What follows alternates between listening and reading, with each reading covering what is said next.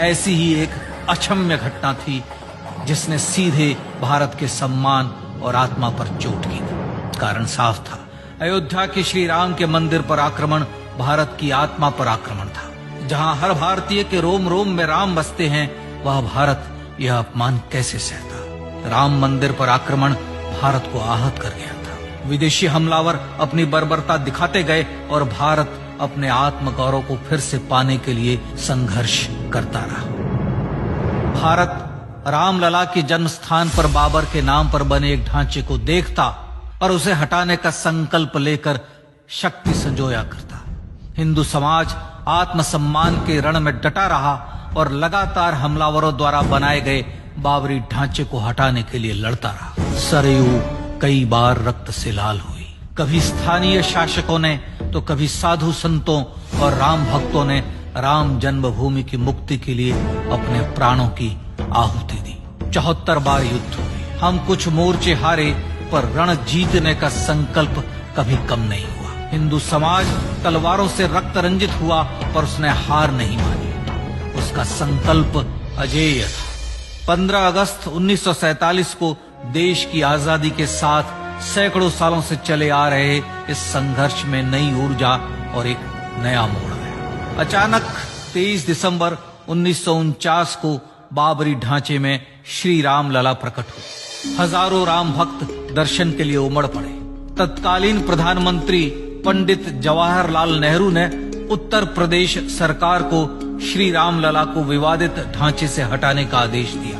उत्तर प्रदेश सरकार ने अयोध्या के कलेक्टर को यह काम दिया और यह निर्देश भी कि जरूरत पड़ने पर वे बल का प्रयोग भी करें। अयोध्या के कलेक्टर ने सरकार को उत्तर दिया कि यह नरसंहार के बिना संभव नहीं है, और फिर भी वह ऐसा चाहती है तो किसी दूसरे कलेक्टर से यह काम करवा ले। परिणाम स्वरूप रामलला की मूर्ति वहीं विराजमान रही। विवादित ढांचे को बंद कर दिया गया।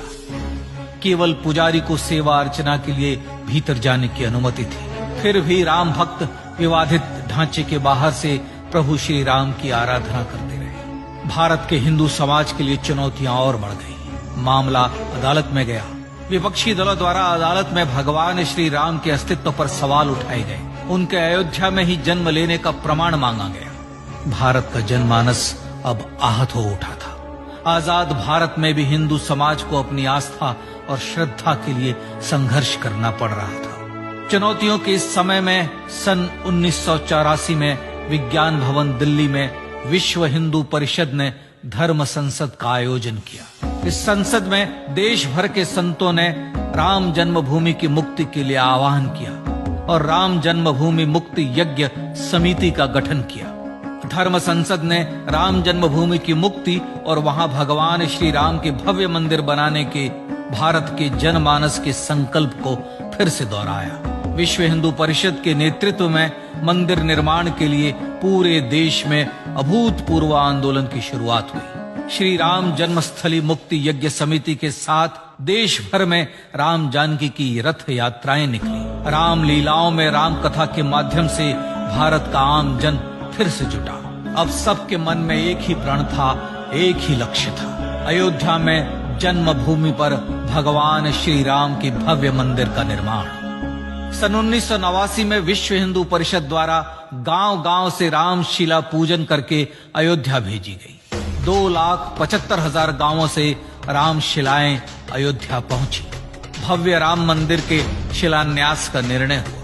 पूज्य संत महात्माओं और हिंदू समाज के अन्य प्रमुख नेताओं के निर्णय के अनुसार अनुसूचित जाति के प्रमुख नेता श्री कामेश्वर चौपाल ने 9 नवंबर 1989 को मंदिर निर्माण का पहला पत्थर रखा।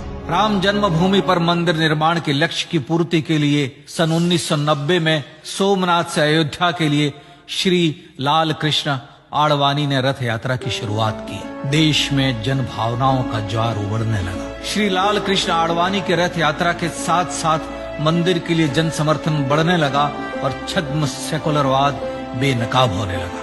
इस जन आंदोलन को रोकने की तमाम कोशिशें हुई, पर सब व्यर्थ हुई। विश्व हिंदू परिषद ने देशवासियों से अयोध्या में जन्मभूमि पर मंदिर निर्माण के लिए 30 अक्टूबर और 1 नवंबर 1990 को कार सेवा का आह्वान किया। परिणाम स्वरूप लाखों राम भक्त कार सेवा के लिए देश के कोने कोने से अयोध्या आए।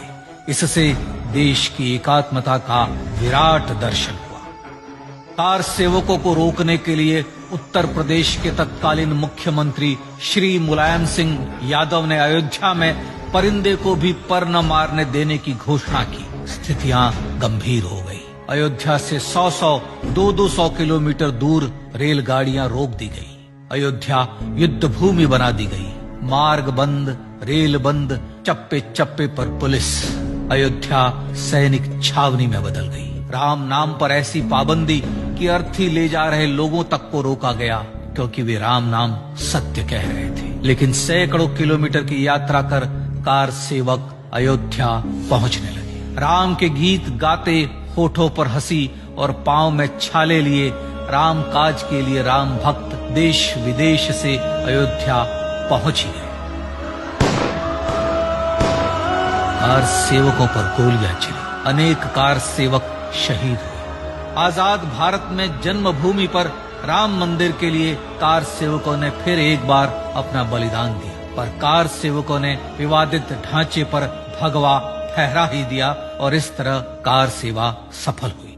श्री राम जन्मभूमि आंदोलन ने भारत की सुप्त आत्मा को झकझोर कर जगा दिया था। विश्व हिंदू परिषद ने फिर एक बार 6 दिसंबर 1992 को कार सेवा का आह्वान किया। राम भक्तों को कार सेवा करने देने के लिए अदालत में प्रार्थना की गई, पर अदालत ने कोई निर्णय नहीं दिया। परिणाम स्वरूप बौद्ध, जैन, सिख, स्वामीनारायण संप्रदाय, गायत्री परिवार, हर पंथ मत विचार के हिंदू एकत्र हो गए। छूत अछूत का भेद मिटा, जाति की पहचान मिटी। हम सब हिंदू, हम सब सिंधु बन गए।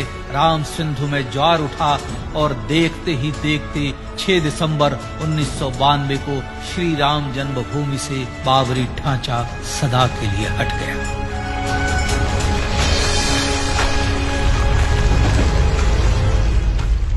यह क्षण शौर्य, न्याय और सत्यमेव जयते का क्षण था।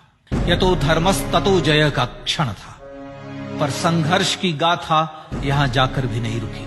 छद्म सेकुलरवादियों द्वारा भारत और भगवान श्री राम के इतिहास को झुठलाने के लिए अदालतों में चुनौतियों का सिलसिला चलता रहा, जो 1950 से चल रहा था।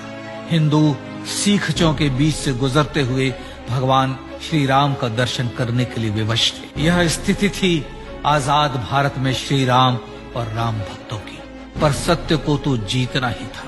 आखिरकार देश के सर्वोच्च न्यायालय के 5 जजों की खंडपीठ ने 9 नवंबर 2019 को ऐतिहासिक निर्णय दिया और यह कहा कि अयोध्या जन्मभूमि परिसर की पूरी 67 एकड़ भूमि रामलला की। और न्यायालय ने भारत सरकार को जन्मभूमि पर मंदिर बनाने के लिए एक ट्रस्ट बनाने का आदेश दिया।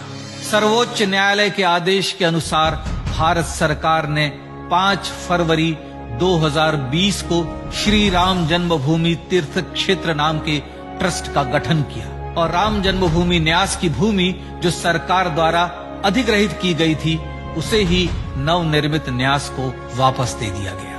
5 अगस्त 2020 को भारत के प्रधानमंत्री श्री नरेंद्र मोदी ने श्री राम जन्मभूमि तीर्थ क्षेत्र के अध्यक्ष पूज्य महंत नृत्य गोपाल दास, राष्ट्रीय स्वयंसेवक संघ के पूज्य सरसंघ चालक डॉक्टर मोहन भागवत एवं उत्तर प्रदेश के मुख्यमंत्री श्री योगी आदित्यनाथ की उपस्थिति में श्री राम जन्मभूमि पर भगवान श्री राम के भव्य मंदिर के लिए भूमि पूजन कर निर्माण कार्य का शुभारंभ किया। इस तरह लगभग 500 वर्षों से राम जन्मभूमि की मुक्ति के संघर्ष का पटाक्षेप हुआ। अपने आत्मसम्मान और राष्ट्रीय अस्मिता के लिए इतना लंबा संघर्ष विश्व के इतिहास में बेजोड़ है। श्री राम भारत की आत्मा, भारत की परिभाषा, हमारे राष्ट्रीय आदर्शों और जीवन मूल्यों के प्रतिनिधि मर्यादा पुरुषोत्तम हैं, जो हर हिंदू के होठों पर जन्म से मृत्यु तक रहे।